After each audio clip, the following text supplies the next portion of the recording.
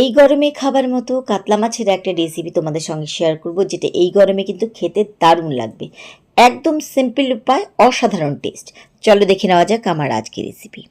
কাতলা মাছের এই রেসিপি বানানোর জন্য প্রথমে আমি এখানে নিয়েছি কাতলা মাছ আর হাফ মুড়ো নিয়েছি। মাছ ভেজে নেওয়ার জন্য প্রথমে মাছের গায়ে ছড়িয়ে দিচ্ছি নুন আর দিচ্ছি সামান্য পরিমাণে হলুদ গুঁড়ো। মাছের মধ্যে কিন্তু ভালো করে নুন হলুদ ঢুকবে যেন, এমনভাবে কিন্তু নুন হলুদ দিতে হবে। এবার ছড়িয়ে দিলাম সামান্য পরিমাণে সর্ষের তেল দিয়ে খুব ভালোভাবে হাত দিয়ে ঘষে ঘষে দু পিঠে মাছের গায়ে কিন্তু নুন হলুদ মাখিয়ে নিচ্ছি। মাছে যত ভালোভাবে নুন হলুদ মাখানো হবে, মাছের টেস্ট কিন্তু ততই খেতে ভালো লাগবে। তো মাছ আমি নুন হলুদ মাখিয়ে নিয়েছি, মাছগুলোকে আমি ভেজে নিচ্ছি। ভাজাটা আর আমি তোমাদের সাথে শেয়ার করলাম না, তোমরা কড়া বা একটু হালকা কড়া যেমন খেতে চাইছো ওরকমভাবে ভেজে নেবে। এবার এই রেসিপির জন্য আমাদের মশলা তৈরি করে নিতে হবে, তাই মিক্সার জারে নিয়ে নিলাম 1 চামচ গোটা জিরা, আর দিলাম 1 চামচ গোটা ধনে, আর দিচ্ছি 3 টুকরো ছোট ছোট আদা। এবার খুব ভালোভাবে সব কিছুকে একসাথে বেটে নিচ্ছি। তো মশলা আমি এখানে খুব ভালোভাবে মিহি করে পেস্ট করে বানিয়ে নিয়েছি।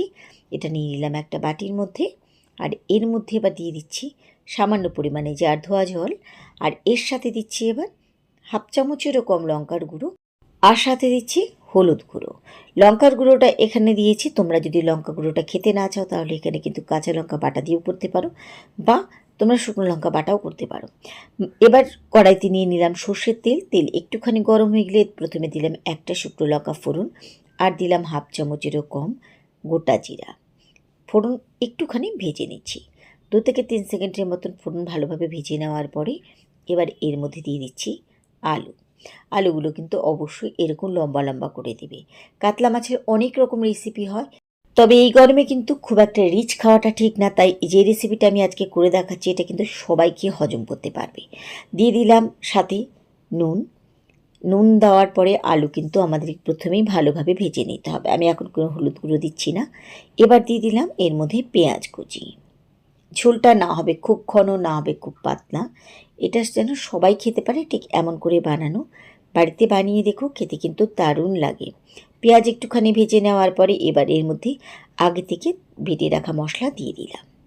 সাথে দিলাম একটা টমেটো বাটা। তোমরা টমেটো বাটার জায়গায় এখানে একটা টমেটো কেটেও দিতে পারো। এবার খুব ভালোভাবে আমাদেরকে কিন্তু এই মশলা কষিয়ে নিতে হবে। দিয়ে দিলাম স্বাদ মতন আরও 2 চামচ নুন, আর দিয়ে দিচ্ছি সামান্য পরিমাণে চিনি।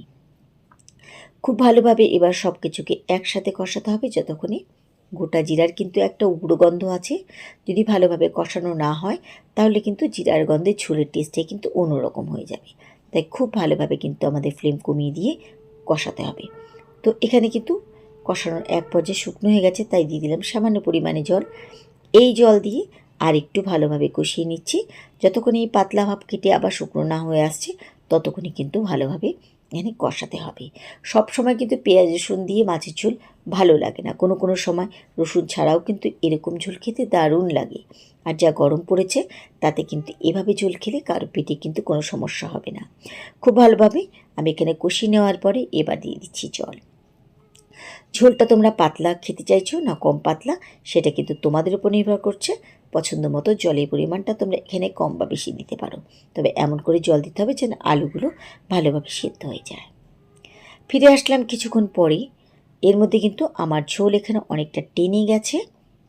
এবার দেখে নিতে হবে যে আলুগুলো সেদ্ধ হয়েছে কিনা। আলুও কিন্তু খুব ভালোভাবে সেদ্ধ হয়ে গেছে, মানে ঝোল কিন্তু আমার একদম রেডি। নামিয়ে নেওয়ার আগে এর মধ্যে ছড়িয়ে দিচ্ছি গরম মশলার গুঁড়ো, দিয়ে মিশিয়ে নিচ্ছি। নিয়ে এর মধ্যে এবার আগে থেকে ভেজে রাখা মাছগুলো এর মধ্যে এক এক করে দিয়ে দিচ্ছি। আমি এখানে কাতলা মাছ দিয়ে করেছি, চাইলে তোমরা কিন্তু রুই মাছ দিয়ে এই রেসিপিটাকে বাড়িতে ট্রাই করতে পারো। ভালোভাবে মাছ এভাবে ঝোলের মধ্যে একটুখানি ডুবিয়ে দিয়ে জাস্ট ঢাকা দিয়ে খালি 2 মিনিটের মতো ফুটিয়ে নিলেই কিন্তু আমাদের মাছের ঝোল একেবারে রেডি। তো কেমন লাগলো আমার আজকের রেসিপি, আশা করি তোমাদের ভালো লেগেছে। রেসিপি ভালো লাগলে বরাবরের মতো কিন্তু লাইক শেয়ার করতে ভুলো না। তাহলে আজকের মতো সবাইকে ধন্যবাদ জানিয়ে এখানেই বিদায় নিচ্ছি। ফিরে আসবো আবার অন্য কোনো রেসিপির সাথে অন্য কোনো দিন। সেই পর্যন্ত সবাই খুব ভালো থেকো, সুস্থ থেকো।